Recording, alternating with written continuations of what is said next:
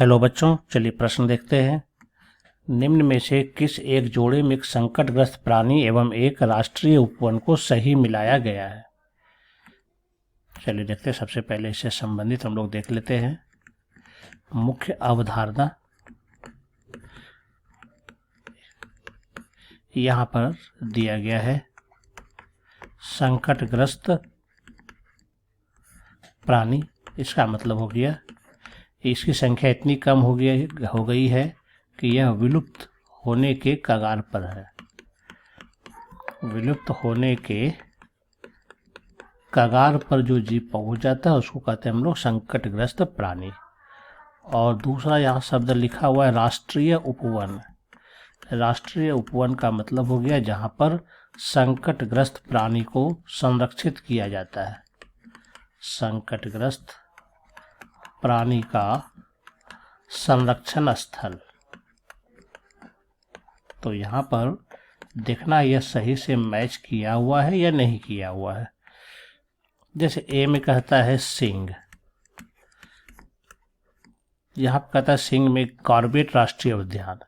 तो कॉर्बेट राष्ट्रीय उद्यान तो ये नहीं होगा, ये गलत है ना, क्योंकि कॉर्बेट में तो यहाँ पर सिंह को अगर हम देखेंगे तो यह गिरवन में जरूर है, वहाँ संरक्षित है।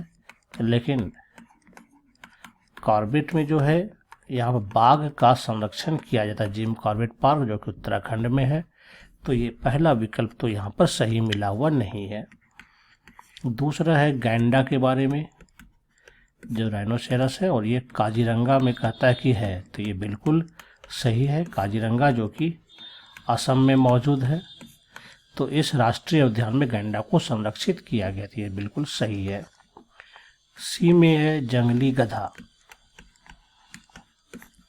तो जंगली गधा के बारे में यहाँ लिखा हुआ दुधवा राष्ट्रीय उद्यान, जो कि गलत है।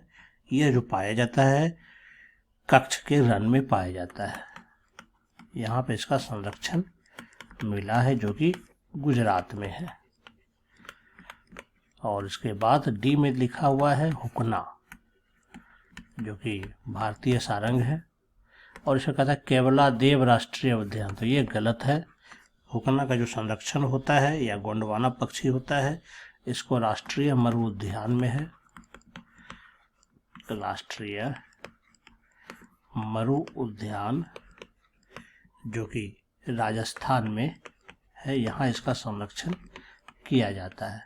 इसका मतलब ये भी गलत है। यानी हम देखें तो चारों विकल्प में से सिर्फ बी नंबर सही उत्तर है। आशा करता हूँ आप समझ गए होंगे। धन्यवाद।